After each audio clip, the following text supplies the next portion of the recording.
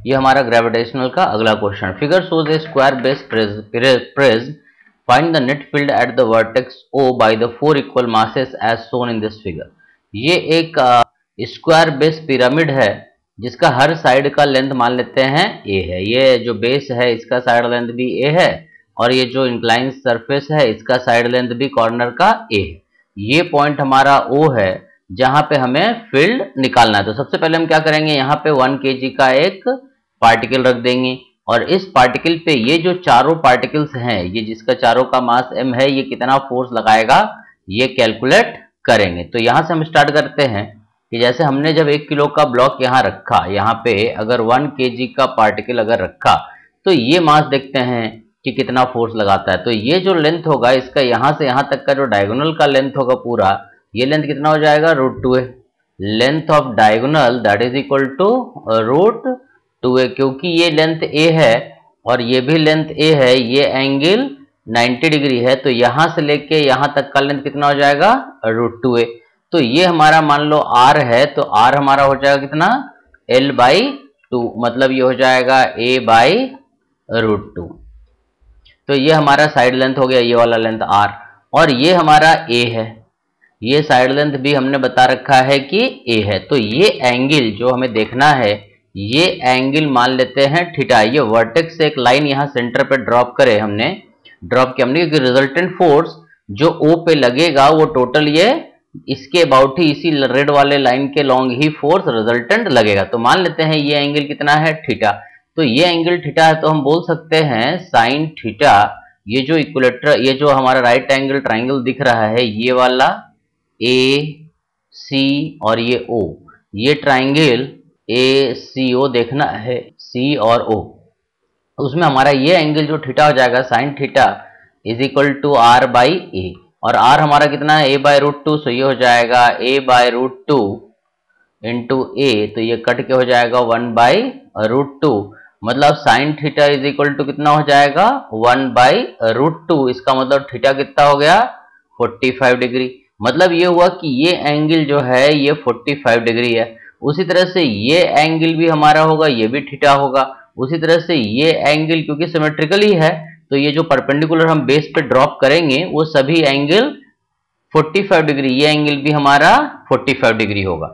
तो ये हमने एंगल देखा। अब हम देखते हैं कि फोर्स कैसे लगता है। तो हम यहां से बोलेंगे कि ये जो 1 kg है, इस पे जो फोर्स ये पार्टिकल लगाएगा, ये फोर्स लगाएगा कुछ इस तरफ, ये हमारा फोर्स लगेगा इस तरफ, ये वाला पार्टिकल फोर्स लगाएगा F इस तरफ। ये वाला सभी का फोर्स बराबर होगा क्योंकि हर पार्टिकल का डिस्टेंस भी बराबर है, और ये फोर्स लगेगा F इस तरफ। तो ये हमें पता है कि ये सारे एंगल कितना है, थीटा, और थीटा का वैल्यू 45 डिग्री है। अब हम देख लेते हैं जो हमारा फोर्स होगा F जो होगा, F is equal to GM, और ये यहाँ पर तो हमने 1 किलो ही रख रखा है, इट इज 1 बाई कितना हो जाएगा, a²। ये F का वैल्यू है, बट वर्टिकल डायरेक्शन में जो रिजल्टेंट होगा ये हमारा Fr है, और रिजल्टेंट सभी चारों का अगर देखें तो रिजल्टेंट फोर्स जो होगा डेट इज Fr, और ये चारों का वर्टिकल कंपोनेंट, चारों का वर्टिकल कंपोनेंट अगर देखें तो ये हो जाएगा 4F cos थीटा, और हमें पता है cos थीटा कितना है, 45 डिग्री। तो ये हो जाएगा 4F मतलब GM/a² और cos 45 मतलब 1/√2। सो रिजल्टेंट फोर्स जो बन जाएगा that is equal to 2√2 GM/a², और यही हमारा फील्ड एट O भी होगा, क्योंकि हमने 1 kg पे फोर्स निकाला है। तो O पे जो फील्ड होगा यहाँ पर वो वर्टिकली डाउनवर्ड, इस डायरेक्शन में वर्टिकली डाउनवर्ड होगा। This is field at O, ये सेंटर की तरफ होगा। और ये सारे एंगल अगर हम देखें तो ये सारे एंगल एक दूसरे के यहां से ऐसे 90 डिग्री ही सब बनाएंगे। तो ये हमारा 3 डायमेंशनल क्वेश्चन हो गया। अभी इस क्वेश्चन में हमें निकालना है कि there are 8 masses of mass m। यहाँ पे 8 मास है, हर मास का वैल्यू m है, और ये एक क्यूब के साइड लेंथ जिसका साइड लेंथ l है इस पे रखा हुआ है। हमें बताना है कि कोई भी एक mass, what is the force experience by any of one mass, किसी एक मास पे कितना फोर्स लगता होगा। क्यूब का साइड लेंथ हर जगह क्या है, l। तो हम ये वाला मास पकड़ लेते हैं, इस मास पे देखते हैं कितना फोर्स लगाता है। तो पहला पार्टिकल, पहला फोर्स हम रेड कलर से दिखाते हैं।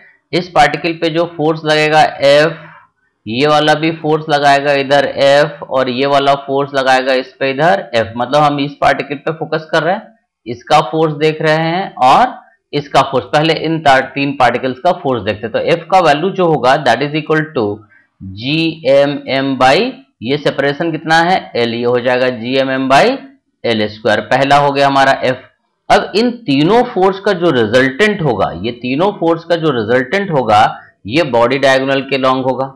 ये जो F हमने इधर लिया, ये जो फोर्स हमने F इधर लिया, ये जो फोर्स हमने F इधर लिया, इन तीनों का रिजल्टेंट इधर होगा। सो F रिजल्टेंट 1, मतलब इस पार्टिकल का, इस पार्टिकल का और इस पार्टिकल का रिजल्टेंट जो होगा F resultant 1 that is equal to √3 times F, क्योंकि हमें पता है ये होता है √fx square plus fy square plus fz square, ये हो जाएगा √3f, और ये हमारा हो गया, रूट के बाहर रहेगा ये, तो ये हमारा हो जाएगा this is equal to √3 GMM by L square. ये तो हमारा हो गया F रिजल्टेंट 1 पहला, मतलब ये 3 का सिर्फ। अब इसी तरह से अगले 3 पे हम लोग मूव करते हैं। अगले 3 पे क्या करेंगे, ये जो अगला 3 है, ये जो बॉडी डायगोनल, ये तो हमारा कंप्लीट हो गया, ये तीनों तो हो गया और इसका रिजल्टेंट इधर लगा। अब हम देखते हैं कि इसी पार्टिकल पे ये जो है, ये वाला पार्टिकल, इसका फोर्स किधर लगेगा, इधर लगेगा। ये हमारा मान लेते हैं F डैश है, और F डैश का वैल्यू कितना हो जाएगा, दैट इज GMM बाई, ये लेंथ कितना है √2L, तो ये हो जाएगा 2L स्क्वायर। ये टोटल डायगोनल का लेंथ हो जाएगा √2L। ये हमारा F डैश हो गया। उसी तरह से यहां पर भी ये जो पार्टिकल होगा मास, ये भी फोर्स कितना लगाएगा F डैश, और ये वाला जो पार्टिकल है ये भी फोर्स कितना लगाएगा, ये भी लगाएगा F डैश। तो इस तरह से इस पार्टिकल पे जो फोर्स लगा वो हमारा force F dash F dash F dash लगा। और ये F डैश का अगर हम देखें कि F डैश का वैल्यू कितना होगा, F डैश का फोर्स का डायरेक्शन किधर होगा, तो हम बोल सकते हैं कि ये जो F डैश का डायरेक्शन होगा, ये एंगल अपने को देखना है, ये वाला एंगल कितना होगा, इसको हम लोग मान लेते हैं थीटा। तो ये थीटा जो हो जाएगा, इसको हम लोग देखें तो ये थीटा जो हो जाएगा दैट इज इक्वल टू, ये लेंथ हमारा √2L है, और ये जो लेंथ होता है ये होता है √3L, ये जो डायगोनल है। और ये जो ट्राइंगल हम देख रहे हैं यहां से यहां तक, ये राइट एंगल ट्राइंगल है। तो हम यहां से बोल सकते हैं cos theta is equal to √2L by √3L, ये हो जाएगा √2/L, ये हमारा cos थीटा का वैल्यू है। उसी तरह से ये जो थीटा है, ये जो है ये भी थीटा रहेगा, और ये एंगल भी थीटा रहेगा। सो हम यहां से बोलेंगे कि F डैश का रिजल्टेंट भी इधर ही लगेगा। सो F डैश का रिजल्टेंट, इसको 2 बोल लेते हैं। सो F डैश का रिजल्टेंट जो इधर लगेगा, इसको हम लोग बोल लेते हैं F डैश रिजल्टेंट, ये भी इधर ही लगेगा, डायगोनल के लॉन्ग ही लगेगा, बॉडी डायगोनल। और ये हमारा हो जाएगा that is equal to 3 times F dash into cos theta, ये हो जाएगा, यहां से लिख लेते हैं this is equal to 3 F dash मतलब GM square by 2L square into cos theta, cos theta हो जाएगा हमारा √2/3। सो F रिजल्टेंट 2, जो ये तीनों फोर्स, ये तीनों पार्टिकल का जो रिजल्टेंट होगा, इनका रिजल्टेंट F रिजल्टेंट 2 हो गया, और ये हो गया √3/2 GM square by L square.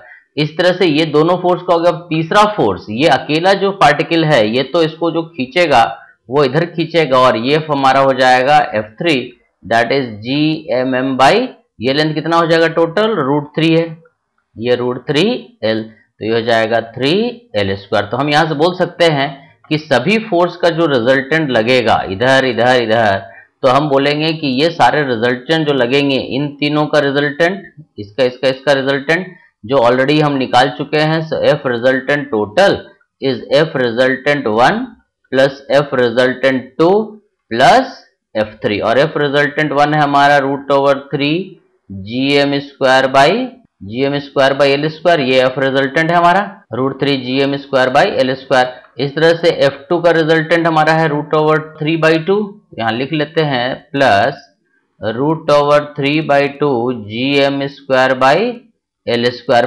Plus F3 हमारा हो जाएगा GM square by 3L square. तो यहां से कॉमन ले लें तो टोटल रिजल्टेंट फोर्स जो किसी इस मास पे जो लग रहा है वो हो जाएगा gm² by L square into √3 plus √3/2 plus 1/3।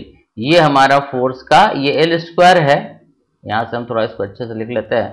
This is your, ये हमारा एल स्क्वायर है। So it is gm² by L square √3 plus √3/2 plus 1/3। ये इसका आंसर हो जाएगा।